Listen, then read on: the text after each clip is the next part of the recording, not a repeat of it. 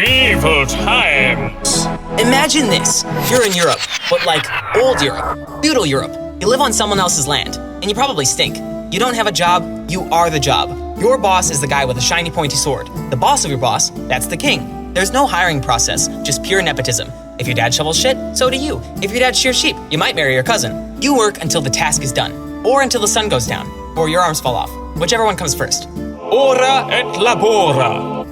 Work equals holy. Prayer equals holy. Shoveling cabbage equals holy. Ora et labora. That's Latin for pray, shut up, and dig.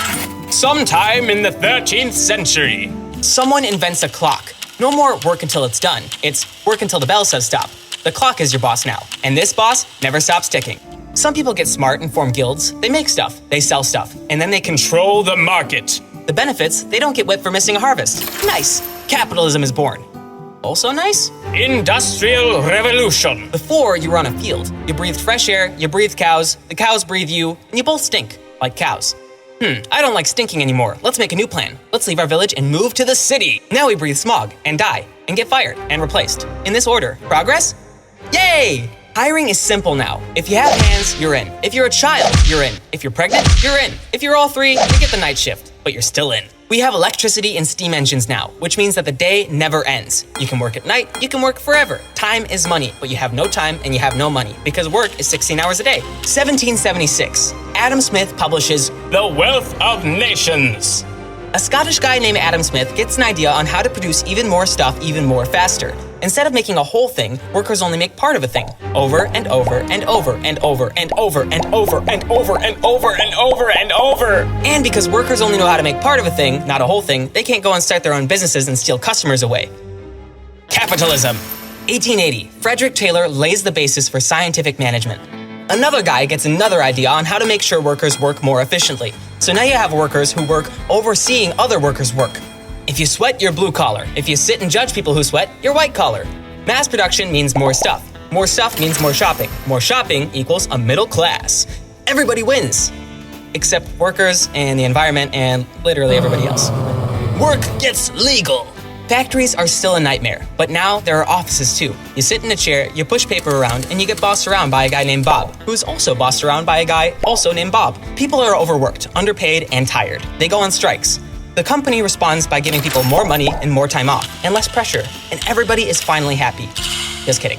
The company says, what if we invent a whole department to stop that? Boom. Human resources is born, not to help you, but to manage you. Hiring now includes paper. Jobs need applications, resumes, references, suits, smiles, and a fat envelope, and a firm handshake. Hello. Workers are still unhappy, but now they're getting louder and demanding rights. What's that about? 1926, Ford implements the 5-day, 40-hour work week. Damn you, Ford. 1935, National Labor Relations Act, U.S. 1938, Fair Labor Standards Act, U.S. Bosses say, but what about our rights to crush souls for profit? Governments come up with a compromise. You can still crush souls, but on a schedule? Because workers are also shoppers. You can't sell stuff to people who are dead, or broke, or both. So now people have a minimum wage and an 8-hour workday, and everybody is finally happy. Just kidding. World War II happens. Nobody is happy. The US government freezes wages to curb inflation. Companies go, wait, how can we make people slave away for us now? Health insurance, pensions, paid leave. And that's how benefits were born. The age of corporate culture. It's the 1950s, open office, where dreams go to staple themselves to death. Executives at the top, managers at the middle, everybody else under fluorescent lighting. The 1960s are kind of the same. In the office, you can smoke, drink, chain smoke, chain drink, and sexually harass a coworker all before noon. Work hard, black out harder. 1964, Action Office 1. 1968, Action Office 2. In 1964, a guy called Robert Probst takes pity on office workers. Instead of an open office, they deserve privacy, something customizable and empowering. Companies agree. They create smaller offices, let employees decorate them, even buy plants, and everybody is happy. Just kidding. Companies say, okay, but let's make it cheap and small, and just depressing enough to destroy the human spirit, but not enough to violate any labor laws. No. You get a cubicle, you get a cubicle, you get a cubicle, check under your chair, you get a cubicle.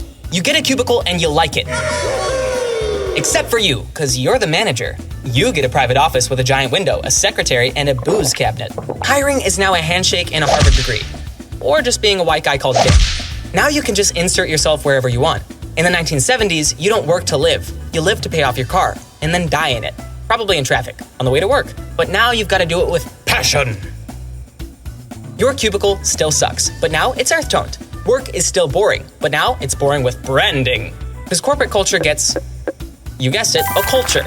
Logos, slogans, matching mugs, keychains, and pens. You can't just work anymore. You must belong to a mission, a vision. We're all in this together, baby. You're not just part of a business. You're part of a corporate family that drops you like chopped liver the moment you stop nodding enthusiastically. Kind of like your actual family.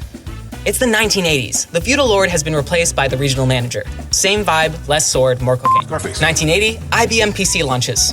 1985, Microsoft Excel is born. Excel is your new god. You believe in it, but you fear it. And it punishes non-believers with, oh God. Work is a lifestyle performance art, and your identity, and your wardrobe. It's essentially your entire personality. It's kind of like a cult. You're in a shoulder-padded power suit, climbing the corporate ladder, which turns out to be on a treadmill, inside a hamster wheel, on fire. Because greed is good. The digital era. The internet is here. At first, it's slow, but then, oh no, it's very fast. And now, you're always online. 1995, Windows 95 launches. 1998, Google's born. Workplaces try to be cool. They add beanbags and ping pong tables and a mission statement painted on the wall in Comic Sans. Innovate, disrupt, deliver. Hang in there. You don't know what it means? Nobody knows. 1997. Jeff Bezos sells books from his garage. Meanwhile, somewhere in Bellevue, a bald man in his garage is selling books. Everybody laughs at him. And then he becomes a king. But not just any king, a new kind of king. The kind who rules warehouses the size of medieval kingdoms. Serfdom is so back, baby. But this time with Wi-Fi. 2003, LinkedIn launches. Look at that, the internet is happening, and now everything happens on the internet, including hiring and firing. 2008, the financial crisis. Then all of a sudden, out of almost nowhere, everything breaks. Your bank breaks, your job breaks, so there's way more firing than hiring going on. You do 5 gigs at once, and they all pay in exposure and sometimes actual sandwiches. 2013, Slack launches. Also, 2013, Kickresume was born. Is it okay if we do that shameless plug? Hell yeah. Slack replaces email and then doubles it. Now you can talk to your coworkers in real time, forever, about everything and nothing at the same time. The 9 to 5 gets blurry. Evenings, weekends, birthdays, just one quick thing, and your phone becomes your leash. We're still living by Ora et Labora, only now it translates to grind eternal, hope never, Zoom forever. Progress! Yay! The now. Work was evolving. Offices had beanbags, artisan coffee, kombucha. Bosses said things like, take care of your mental health, and everybody was productive. Everything was finally happy. Just kidding. The COVID-19 pandemic. Everybody wanted to work from home, and then everybody had to. You work from your kitchen, you take breaks in your kitchen, you cry in your kitchen, your coworkers are floating heads in your kitchen, and nobody is wearing pants. Meetings on Zoom. Hangouts, still Zoom. Birthdays, Zoom, with cake. You say, you're muted, like 40 times a day. Come on, John, you're muted. Come on. Come on, John, you're muted and we can all see your Post-pandemic job interviews feel like dating apps now. You ghost them, they ghost you, and if you do get hired, it's for a hybrid, fully remote, in-office, 60-hour workweek, work-life balance role. Productivity tracking tools are introduced. Slack, Asana, Trello, Notion. You now spend 8 hours a day just organizing the work you no longer have the energy to do. Remote work came with a catch. Employers don't trust their employees. There's software that tracks your every click, logs your screen time, and occasionally takes screenshots in case you dare to blink. Don't do it, John. Keystroke monitoring, webcam check-ins, you live in a panopticon. 2021, the Great Resignation. Employees don't trust their employers anymore. People quit. A lot. Like, a lot. They left toxic jobs, toxic bosses, and went to find themselves. Some became freelancers, some opened Etsy shops, and some went feral in the woods. And nobody wants to return, except your CEO, who has a private office and hates his family. I just don't get why people don't want to come back to the office. 2022, ChatGPT is popularized. Then, AI happened. The pros, it can handle all the boring repetitive tasks. Emails, reports, data entry, scheduling your 5th wellness check-in. It can even write a resume for you, or a cover letter. We do that too. We do it better. AI could help workers breathe again, alleviate burnout, cut down the bureaucracy, maybe even let people be creative again. And then, finally, everybody was happy. Just kidding. Cons. AI doesn't just help do the job. It does the job. Better, faster, cheaper, no more lunch breaks, no PTO, no existential dread, no human errors.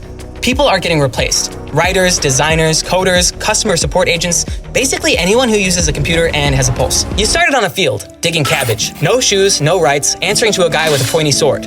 Now, you're in an open plan office, wearing Allbirds, with some rights, answering to an AI assistant named ClarityBot. You've come a long way. You're no longer a peasant. You're a peasant with benefits. Ora et automata. That's Latin for pray and hope the robot doesn't take your job.